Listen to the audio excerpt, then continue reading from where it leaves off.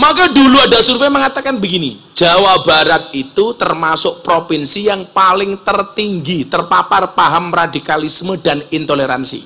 Itu bukan bahasa saya, itu bahasa survei. Dianggap apa? Dianggap menurunnya nilai-nilai kebangsaan itu paling besar di Jawa Barat. Maka kasus-kasus intoleransi dan radikalisme itu dianggap tinggi. Apalagi sekarang setelah munculnya isu Az-Zaitun. As-Salafiyah nggak kayak Az-Zaitun toh Gus? Kan aku takut.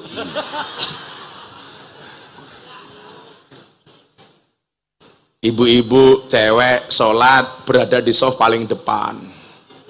Kok bisa Pak Ustadz cewek sholat di depan? Ya terserah yang mau sholat toh. Sholat sendiri kok diatur-atur lah. Iki kepiye iki aku. Kemarin ketika ditanya sholat berjarak, kenapa kita sholat berjarak? Karena manusia itu keteknya bau. Wow.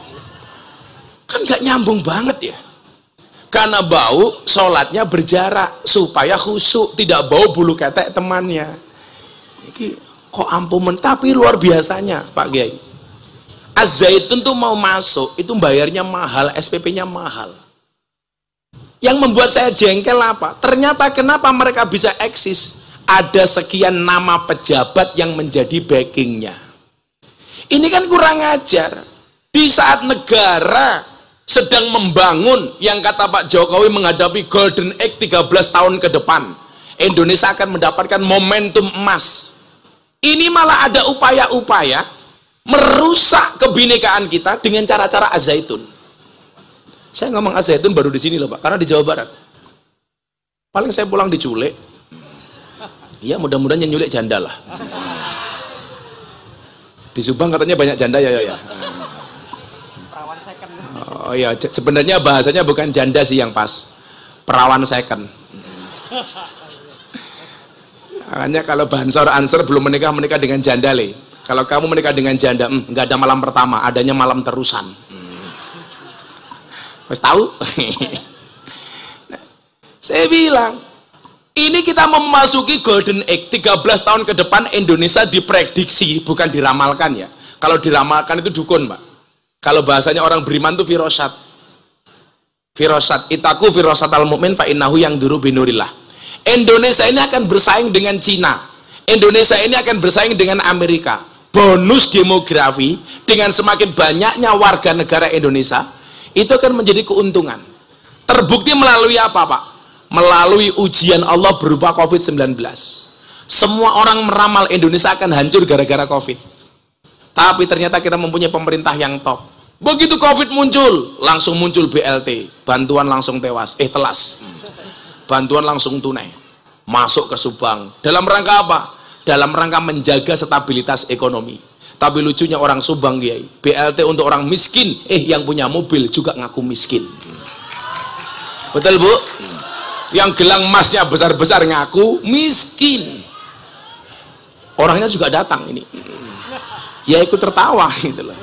Biasanya jilbabnya putih biasanya. Yang jilbabnya hitam insya Allah lah. Lebih parah gitu. BLT untuk orang miskin semuanya ngaku miskin. Muncul lagi BLT yang kedua untuk UMKM. Semuanya ngaku pengusaha kecil. Maka kemarin saya usul sama pemerintah, mau bikin BLT sekali lagi. Untuk siapa Gus? Untuk orang gila. Apakah orang Subang juga ngaku-ngaku gila? Muncul BLT. Dan ternyata apa? Indonesia yang diprediksi hancur dengan COVID-19 ternyata menjadi salah satu negara terbaik dalam penanganan COVID-19. Saya itu orangnya fair Bapak Ibu. Kalau pemerintah bagus, ya saya dukung. Kalau salah, kita kritisi. Tapi bil ma'ruf dengan cara yang baik. Contoh kalau anak-anak Ansor penggiat media ini, lihat. Ketika Pak Jokowi tanda tangan surat keputusan Presiden legalitas miras. Siapakah orang yang pertama kali protes? Saya Pak. Saya langsung konferensi dengan sekian banyak wartawan di Jakarta, saya bilang, saya mohon maaf Bapak Presiden, saya Miftah Maulana Habibur Rahman, menolak dengan tegas keputusan pemerintah soal legalisasi miras. Kenapa? Karena keharaman khomer dalam Al-Quran itu qat'i, mutlak, tidak bisa ditawar-tawar. Maka saya menolak kalau miras dilegalkan. Bapak Presiden mohon izin, satu-satunya minuman keras yang layak dan boleh dikonsumsi adalah es batu.